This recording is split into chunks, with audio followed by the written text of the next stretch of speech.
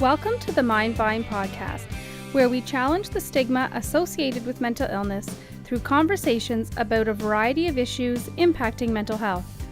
Here we bring you news, views, and interviews that intrigue, educate, and celebrate recovery. Leading us on this journey are the hosts of the Mind Vine podcast, Darryl Mathers and Chris Bovie. Welcome to the Mind Vine podcast. My name is Darryl Mathers. I'm with my co-host Chris Bovie. Welcome. And we are at the Mental Health for All conference, which is being hosted by CMHA. And as we have all week, we've been interviewing and chatting with interesting people with doing interesting things in mental health. And it's kind of neat, even though it's a national conference, and we've been trying to talk to a little bit of everyone. We seem to have an East Coast focus. There's a flavor. There seems to be, East Coast flavor today. There seems to be everybody we talk to is from the East Coast, including our guest, LeeThomas. And you're from My Definition. Yeah, I'm here with My Definition. So My Definition is a poster campaign. It's an anti-stigma poster campaign. The posters are designed to look like dictionary definitions. So they have a photo of a person, and then the person writes out 3 things that do define them, and 1 thing which is about their mental health, which is a part of them but doesn't define them. And that's our tagline: is my mental health is a part of me, but it does not define me. That's great. So how did that start? How did this poster campaign come to be? So the slightly longer story, I'm not going to give you the longest story, but the Sure. slightly longer story is I'm a person who lives with mental health issues, and I grew up in a very small town in northern Alberta where no one talked about mental health issues. So everything I learned about mental health, I learned from TV and the internet. So if there was a character, on TV who had bipolar disorder like I do, they didn't have bipolar disorder and were a loving daughter and were a friend and were an interesting person. They were the character with bipolar disorder. Like that's all of who they were, and that was like a plot device, and it's what defined them. And that, even when I was really sick, that wasn't what I experienced. I was still this real, whole, unique person, even though I had mental health issues. And so My Definition really stemmed out of that. It started through the student union, because I was on the student union when I was in university. So it started through there, and we just wanted to give people an opportunity to tell their own stories without really an agenda, aside from showing that people are real, whole, unique, dynamic, interesting human beings, as well as people who have mental health issues, that those 2 things aren't mutually exclusive. Wow. I find it interesting in your bio in the conference program.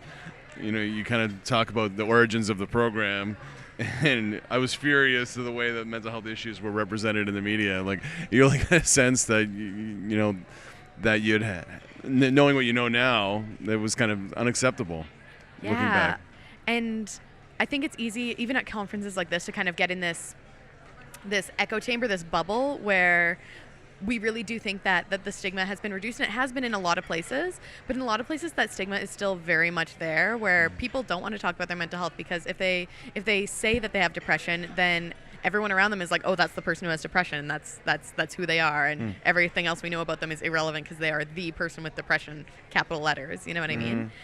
So I do a lot of work in smaller communities where saying things like, you don't have to be ashamed of your mental health, or everyone has mental health, is for some people a really new concept and a really new topic. And so My Definition is very much a 101 sort of thing, where we can have kind of that introductory conversation about people with mental health issues are people first and foremost.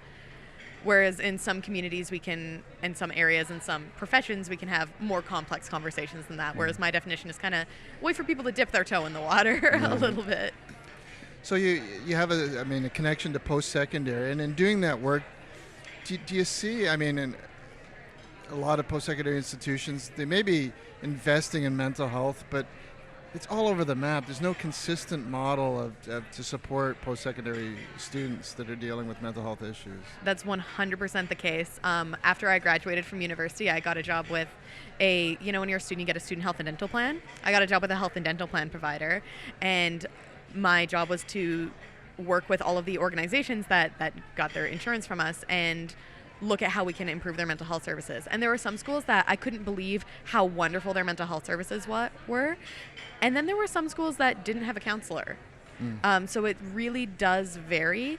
And I really liked the speaker yesterday who talked about the postal code lottery, because I'd never thought of it exactly that way, but it is so true that, we talk about Canada having universal health care and everyone gets access to equitable treatment, but that's not the case. A lot of it does depend on where you live and even where you go to school, which is unfair. Right. Yeah, it's funny that you mention that, because we've had some military people with military backgrounds on the podcast before, and their experiences could not be more different. You know, one I remember Bruno was saying, like, he got the help he needed when he needed it, and it was there for him. And then somebody else is a completely different experience.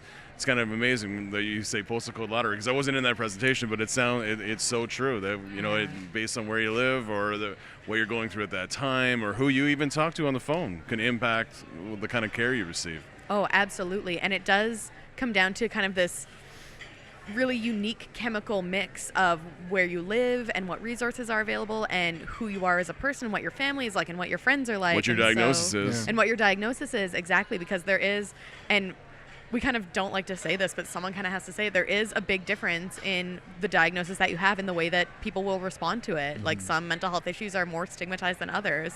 And I don't think it's useful to use that to compare people, like, oh, well, I face more stigma than you do. But I think we have to be realistic in that it's easier to talk about certain mental health issues than others. And we talk about it all the time, where you can't just say mental illness stigma, because it does vary.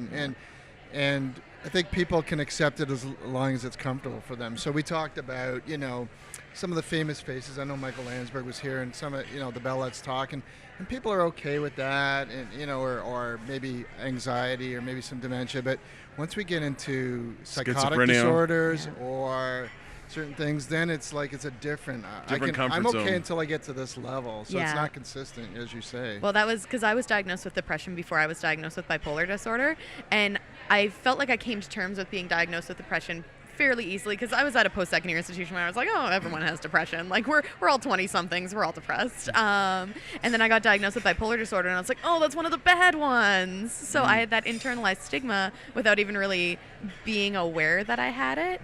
And I think, like, I work a lot with eating disorders as well, and that's part of my background.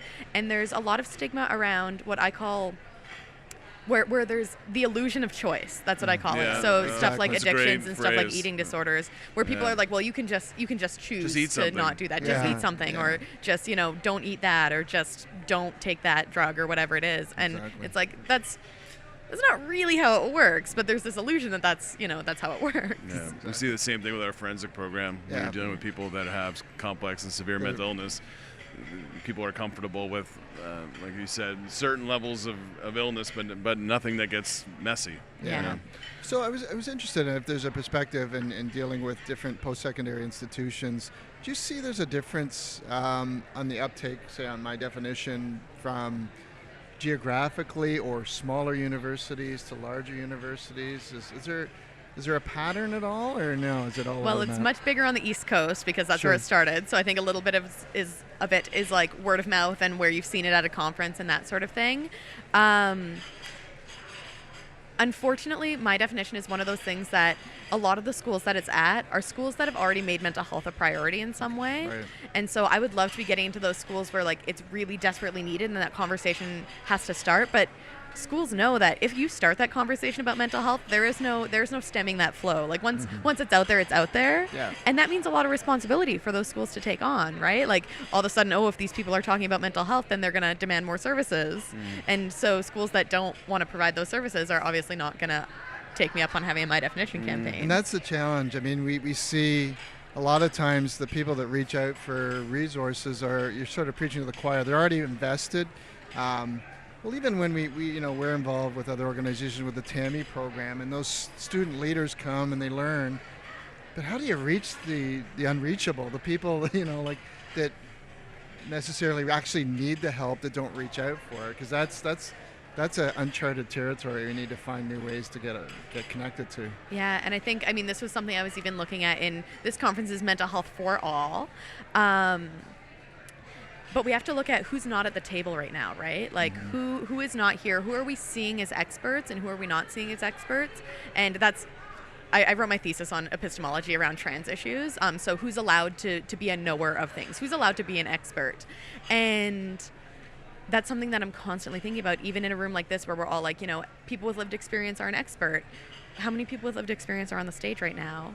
And that's in no way meant to call out this conference, but we just have to be aware every time we sit at a table, there's people who aren't sitting at that table, and why aren't they there, and what can we do to get them to that table?